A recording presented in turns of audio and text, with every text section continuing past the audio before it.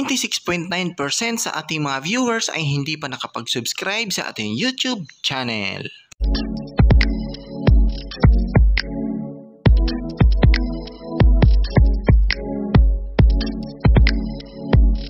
Disclaimer: this channel does not promote or encourage any illegal activities. All contents provided by this channel is meant for educational purposes. So what's up guys? So welcome back po sa panibago nating videos. And for today's video guys, ituturo ko sa inyo kung paano natin i-track yung order natin na GCash. So sa akin po guys is matagal po dumating, nag-order po ako noong November 8, 2023 at until now hindi ko pa rin natanggap yung GCash card ko. So hindi ko alam kung paano natin i-track yung order natin kasi dito sa GCash application nila wala pong nakalagay na track my order. So may nakalagay na coming soon lamang. So sa mga wala pang GCash card, so bago na po ang kanilang Mastercard. So ang tawag dito ay Visa. So GCash. So tinanggal na po nila yung lumang Mastercard nila. So hindi ko alam kung bakit binago nila. So for sure dahil nga nagkaroon ito ng maraming issue. So binago nila yung Mastercard nila. So sa mga wala pang GCash card at sa mga merong GCash card na luma, so pwede kayong mag-order ulit. So i-open nyo lang po yung GCash application nyo and then dito sa profile and then sa my link accounts and then dito sa GCash card.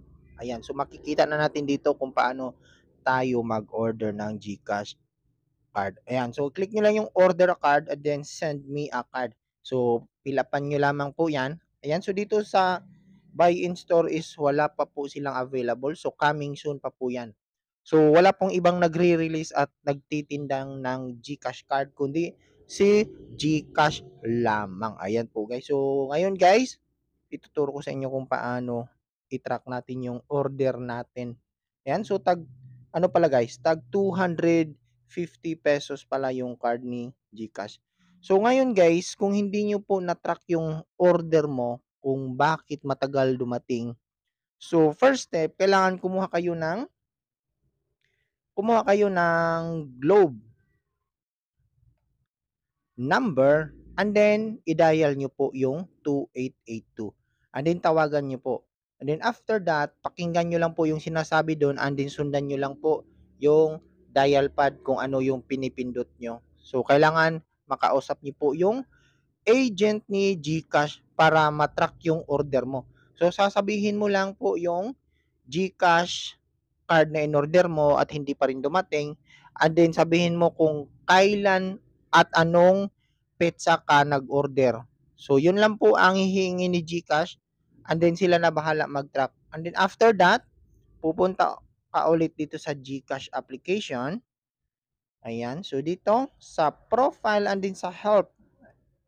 Then dito sa baba guys, may nakalagay na chat with Gigi. So dito sa atin is meron tayong your tickets.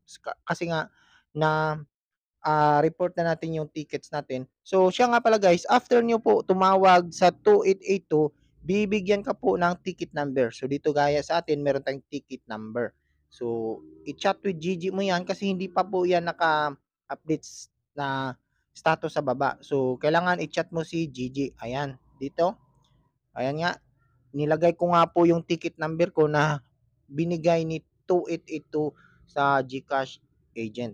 And after that guys, malalagay na po yung tickets mo dito. And then mag-i-email po yan. Ayan, so i-check natin guys. Sa ating email, ayan, so may nag-email sa atin kanina. Ayan.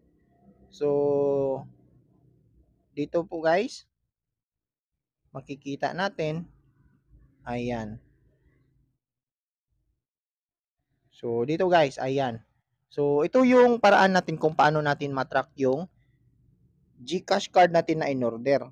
Ayan. So, you can use this tracking number. Ayan, nag-send na nga po sila. Na-deliver na nga pala ito noong November 16. So, pipindutin lang natin yung tracking site and then dito natin ilagay. Then, click natin yung track parcel. So, Ninja Van pala yung partner ni GCash. Ayan.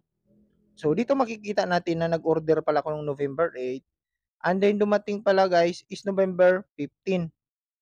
And then hindi nga daw po na-deliver sa insaktong location ko kasi nga hindi na daw ako na-reach. Ayan, so tinawagan ko ulit si GCash agent. So dito nga November 16, i-deliver na naman ulit nila. So ganun lang po guys kung paano natin i-track yung order natin na GCash card kasi nga sa GCash application is wala pong nakalagay. And then dito sa tickets natin may nakalagay na po sa baba na handled na po yung problema natin. And meron na nga po tayong status kung nasaan na nga ba yung GCash card na in-order natin. So yun lang po guys. So kung may katanungan kayo sa ating video, pwede kayong magtanong, pwede kayong mag-comment, or mas maganda i-PM niyo po ako guys. So yun lang po guys. So follow for more tips.